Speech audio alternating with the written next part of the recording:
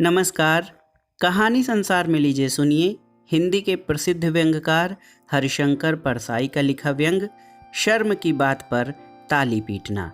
वाचन स्वर मेरा यानी अनुराग चौधरी का है।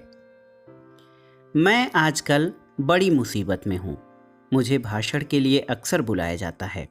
विषय यही होते हैं: देश का भविष्य, छात्र समस्या, युवा असंतोष, भारतीय संस्कृति भी। हालांकि निमंत्रण की चिट्ठी में संस्कृति अक्सर गलत लिखा होता है, पर मैं जानता हूँ जिस देश में हिंदी हिंसा आंदोलन भी जोरदार होता है, वहाँ मैं संस्कृत की सही शब्द रचना अगर देखूँ तो बेवकूफ़ के साथ ही राष्ट्रद्रोही भी कहलाऊंगा।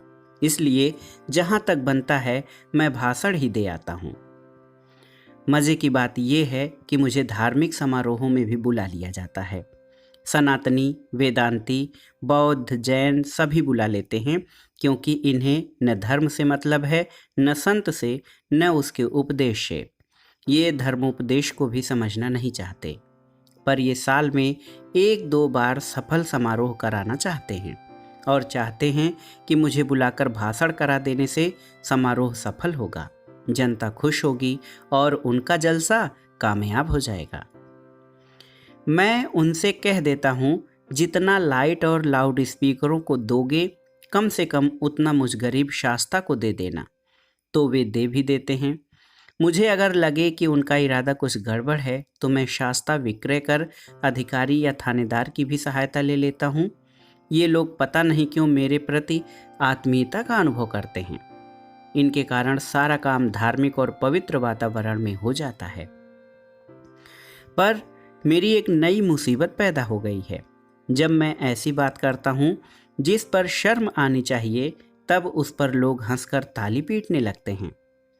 मैं एक संत की जयंती के समारोह में अध्यक्ष था। मैं जानता था कि बुलाने वाले लोग मुझसे भीतर से बहुत नाराज रहते हैं। यह भी जानता हूँ कि ये मुझे गंदी गंदी गालियाँ देते हैं, क्योंकि राजनीति और समाज के मामले में मैं मुंहफट हो जाता हूँ। तब सुनने वालों का दीन क्रोध बड़ा मजा देता है।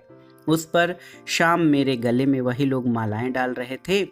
यह अच्छी और उदात्त बात हो सकती है, पर मैं जानता था कि ये मेरे व्यंग, हास्य और कटुक्तियों का उपयोग करके उन 3,000-4,000 श्रोताओं को प्रसन्न करना चाहता है, यानी आयोजन सफल करना चाहते हैं, यानी बेवकूफ़ बनाना चाहते हैं।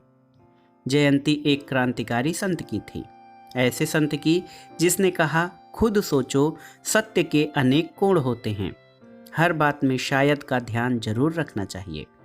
महावीर और बुद्ध ऐसे संत हुए जिन्होंने कहा, सोचो, शंका करो, प्रश्न करो, तब सत्य को पहचानो। जरूरी नहीं कि वही शाश्वत सत्य है जो कभी किसी ने लिख दिया था। ये संत वैज्ञानिक दृष्टि संपन्न थे, और जब तक इन संतों के विचारों का प्रभाव रहा, तब तक विज्ञान की उन्नति भारत में हुई। भौतिक और रासायनिक विज्ञान की शोध हुई, चिकित्सा विज्ञान में शोध हुई, नागार्जुन हुए, बाणभट्ट हुए। इसके बाद लगभग 1.5 शताब्दी में भारत के बड़े से बड़े दिमाग ने यही काम किया कि सोचते रहे, ईश्वर एक हैं या दो हैं या अनेक हैं तो सूक्ष्म हैं या स्थूल, आत्मा क्या है, परमात्मा क्या है, इसके साथ ही केवल काव्य रचना। विज्ञान नदारद, गल्ला कम तौलेंगे, मगर द्वैतवाद, अद्वैतवाद, विशिष्टाद्वैतवाद, मुक्ति और पुनर्जन्म के बारे में बड़े परेशान रहेंगे। कपड़ा कम नापेंगे, दाम ज़्यादा लेंगे, पर पंच आभूषण के बारे में बड़े जागृत रहेंगे। झूठे आध्यात्म ने इस देश को दुनिया में तारीफ दिलवाई, पर मनुष्य को मारा और हर डाला।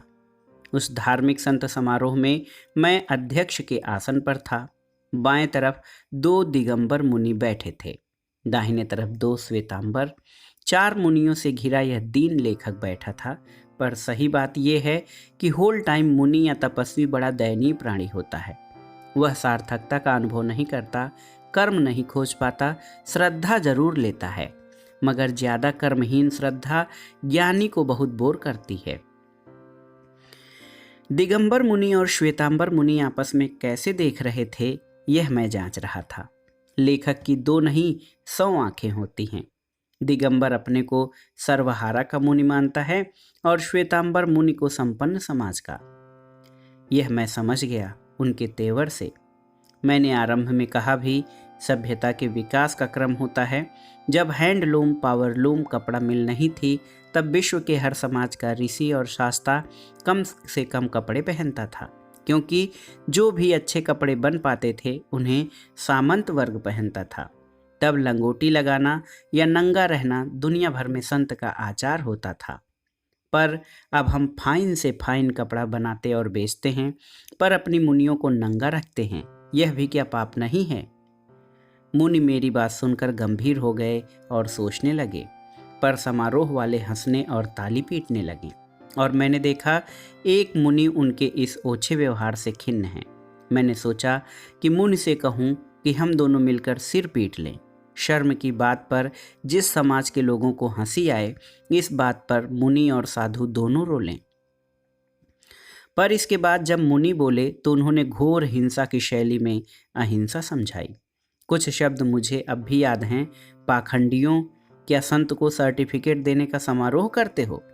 तुम्हारे सर्टिफिकेट से संत को कोई परमिट या नौकरी मिल जाएगी? पाप की कमाई खाते हो, झूठ बोलते हो, सत्य की बात करते हो, बेईमानी से परिग्रह करते हो। बताओ, ये 4-5 मंजिलों की इमारतें क्या सत्य, अहिंसा और अपरिग्रह से बनी हैं? मैं दंग रह गया। मुनि का चेहरा लाल था क्रोध से। वे किसी सच्चे क्रांतिकारी की तरह बोल रहे थे, क्योंकि उन्होंने शरीर ढकने को कपड़ा लेने का किसी से एहसान नहीं लेना था। सभा में सन्नाटा, लगातार सन्नाटा, और मुनि पूरे क्रोध के साथ सारी बनावट और फरेब को नंगा कर रहे थे। अंत में मुझे अध्यक्षीय भाषण देना लाजमी था। मैं देख रहा था कि 30-40 साल के गुट में युवक लोग 5-6 ठिकानों पर बैठे इंतजार कर रहे थे कि मैं क्या कहता हूँ। मैंने बहुत छोटा धन्यवाद जैसा भाषण दिया, मुनियों और विद्वानों का आभार माना और अंत में कहा, एक बात मैं आपके सामने स्वीकार करना चाहता हूँ। मैंने और आपने 3 घंटे ऊंचे आदर्शों की, सदाचरण की, प्रेम की, दया की बातें सुनी, पर मैं आपके सामने साफ कहता हूँ कि 3 घंटे पहले जितना कमीना और बेईमान मैं था, उतना ही अब भी हूँ। मेरी मैंने कह दी, आप लोगों की आप जाने। इस पर भी क्या हुआ? हंसी खूब हुई और तालियां पीटी। उन्हें मज़ा आ गया। एक और बड़े लोगों के क्लब में मैं भाषण दे रहा था।